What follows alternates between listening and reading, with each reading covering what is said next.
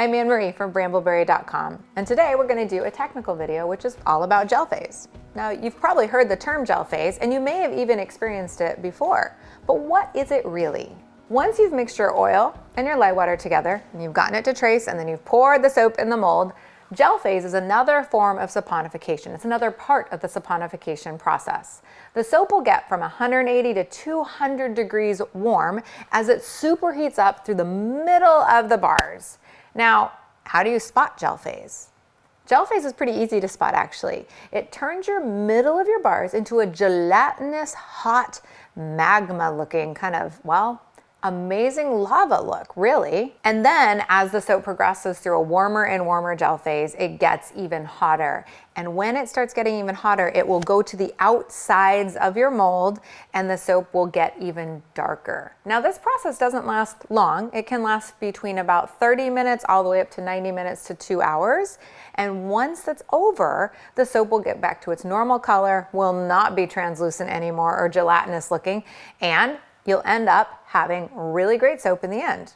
So sometimes the bar won't necessarily get hot enough and you'll just be left with a ring in the center because the gel phase didn't go all the way out.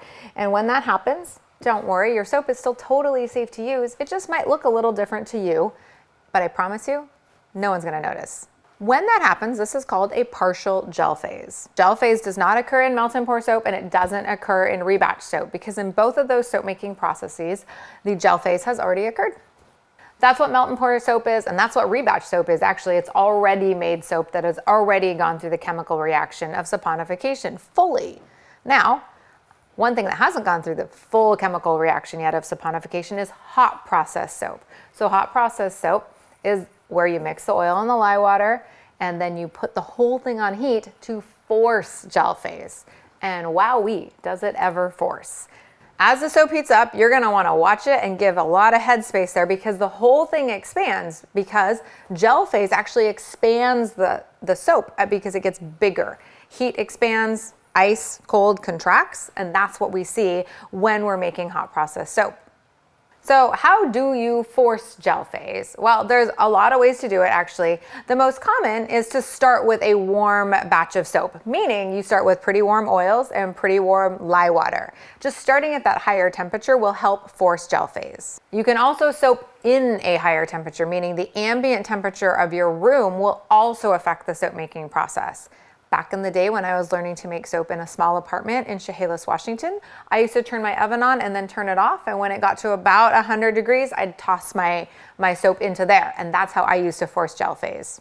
Another way you can force gel phase is just to place your soap on a heating pad. This is done often, especially in the winter when the ambient temperature is cooler, but that extra heat really does heat from the bottom, kickstarts that saponification reaction, kickstarts the gel phase reaction, and can make sure that your soap fully gets gel phase throughout the entire batch. So you'll want to keep an eye on it. It could be anything from 30 minutes all the way up to 2 hours. Just keep an eye on it. When you see the gelatinous part forming, just watch it go all the way out, and then you can turn your heating blanket off. You can also insulate your mold so the entire thing traps heat. And so when you do that, you can use a wooden box, you can use just a plain old cardboard box, you can do a cardboard box with towels over it, lots of different ways to do it, but ultimately you're trying to keep the core of the soap warm. There's another way to do it as well called cold process oven process, which is literally to make your cold process soap like normal and then place the whole batch into an oven to force gel phase and force a pretty warm and hot gel phase. And then finally, one of my favorite ways also to really get gel phase to go is do any sort of sugar in your soap. So whether that's actual sugar water that you add to your lye water or just honey, any sort of sugar just kicks up the heat in the soap and that will definitely force gel phase. Bonus, sugar usually will help to also increase lather in your soap. Now, all of these techniques, you gotta be a little bit cautious with when you're forcing gel phase or just kind of trying to enhance gel phase because you can scorch your soap. More on that later. So why do you want gel phase? So first of all, soap that doesn't gel phase is still soap. It's totally fine. However, there are a variety of reasons why you want to gel phase your soap.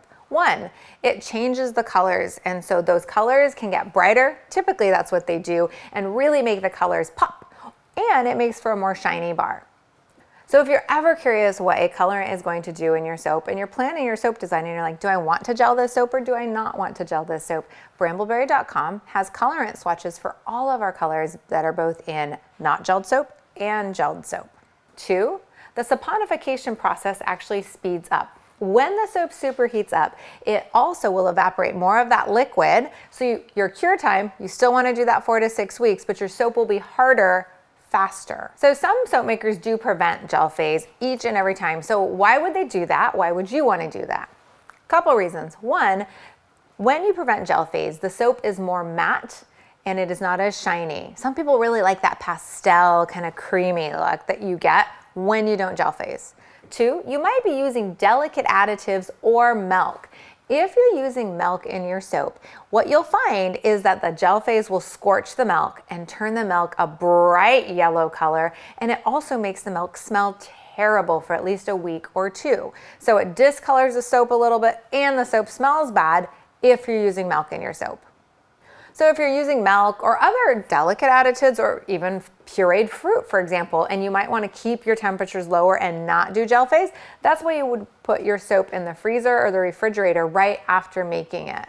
And finally, another reason not to gel your soap is if you're working with a really thick trace for something like soap frosting. Soap frosting will not keep its kind of shape if it's really hot and it's so hot that it's going to go through gel phase.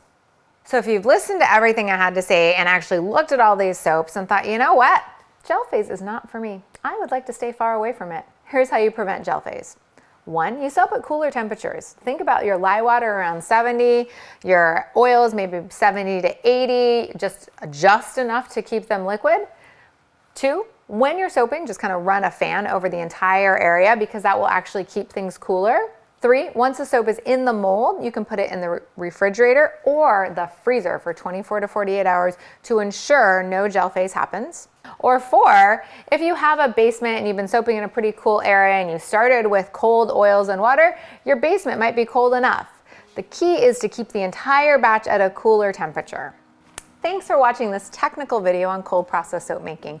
If you're new to cold process soap making, Brambleberry has some excellent beginner cold process soap making kits in our kits section. And of course, I've written 3 books on soap making. So in addition to exploring this channel and going to the brambleberry.com page, because we have this wonderful blog where there's tons of projects there, you can also buy some books and read all about it. If you like this video, give it a thumbs up below. And of course, when you're making projects, we want to see your creations. Hashtag them Bramble on so we can all get inspired by what you make. Until next time, happy soaping.